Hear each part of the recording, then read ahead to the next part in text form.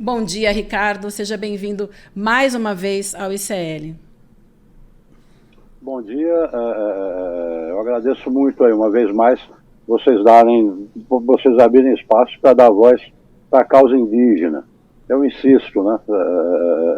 Hoje a Amazônia, se tem alguém que defende a Amazônia, é mais uma dívida histórica que a gente tem com os povos indígenas e foi uma das minhas motivações para ter me deslocado de Roma até Madrid para fazer o mundo enxergar, né?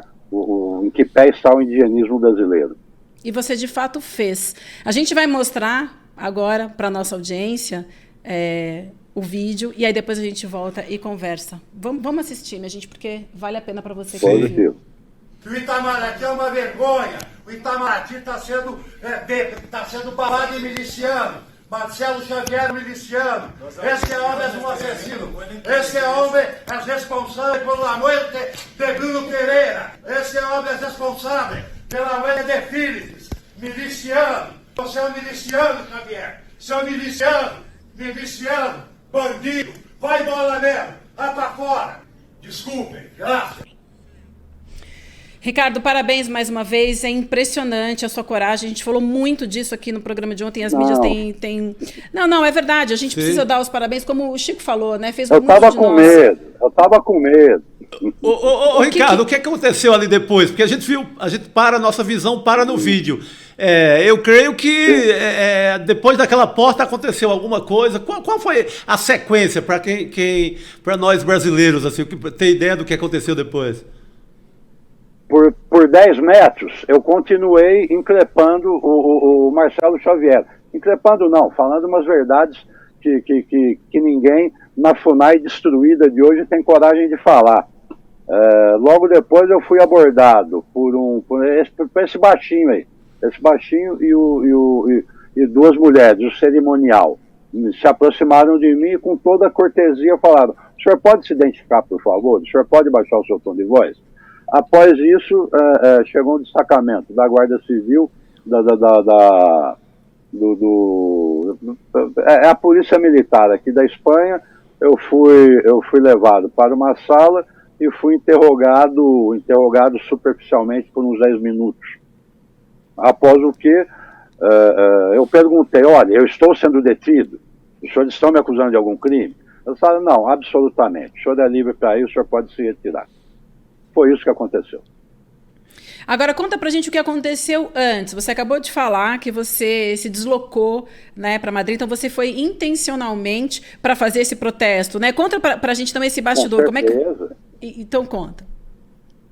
Com certeza, com muita dificuldade, né? Bom, eu estou morando em Roma, só recentemente eu tive a minha carteira de identidade italiana emitida, morando lá com muita dificuldade num prédio ocupado. O movimento sem teto é muito forte lá em Roma. Então, na verdade, não é toda a FUNAI que está de joelhos, não. Não é toda a FUNAI que está de joelhos. Companheiros da FUNAI, indigenistas do quadro da FUNAI, eles me mandaram a portaria que concedia a viagem do Marcelo Xavier, né? Falando: pô, Ricardo, por que será isso, né? Esse cara aqui, ele nunca vai a encontro nenhum. Então nós pensamos, como é um fundo, né? Provavelmente está lá para prospectar algum dinheiro sujo, uma maneira de roubar. E um falou por brincadeira: pô, pena que você está em Roma, né? Se você estivesse em Madrid, você poderia protestar contra o absurdo que é um criminoso como Marcelo Xavier na presença da FUNAI. Aí eu falei: pô, de fato, né? Eu já vivo com a pensão da velhinha. Eu coragem de pedir dinheiro para minha mãe. Mas participando, a internet é um instrumento muito, muito, muito valioso, viu? Aí participando de chats, de salas do Twitter, né?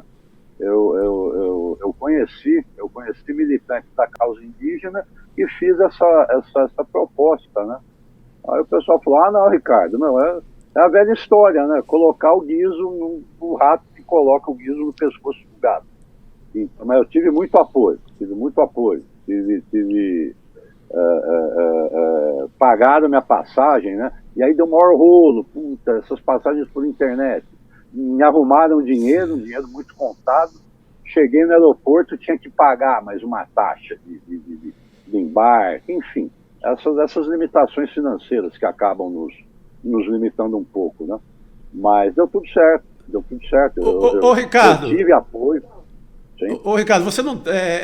A gente tem visto mortes no Brasil, mortes políticas, né? Como em Foz do Iguaçu,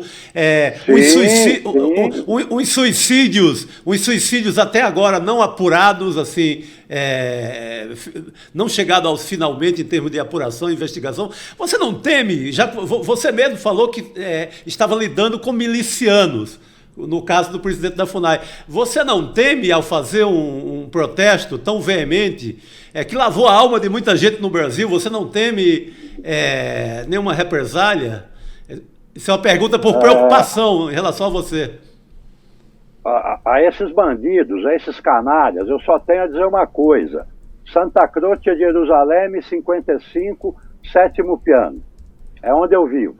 É onde eu vivo. A gente não pode ter medo. Eu percebo no Brasil que nós concedemos a esses bandidos um poder que eles não têm. Vejam como aquele canalha saiu correndo feito um rato. É bandido, é bandido. Eu fui advogado criminal, eu sei que a psicologia do criminoso, o criminoso sabe que está errado. Se ele arruma quem o enfrenta, ele recua. E esses grupos aí, antes de mais nada, esses grupos que apoiam o Bolsonaro, inclusive dentro das Forças Armadas, não é militar. Antes de ser militar, é bandido. Antes de ser policial militar, é bandido. Antes de ser policial federal, é bandido. Então a gente não pode ter medo de bandido, não. Não pode ter medo de bandido, não. Agora, é claro, né? Eu tenho me preocupado muito com a minha companheira, com o meu menino. Eu estou fazendo de tudo para retirá-los do país, mas ora vejam, quem emite passaporte é a Polícia Federal. Por algum mistério, o passaporte do meu bebê está apresentando problemas.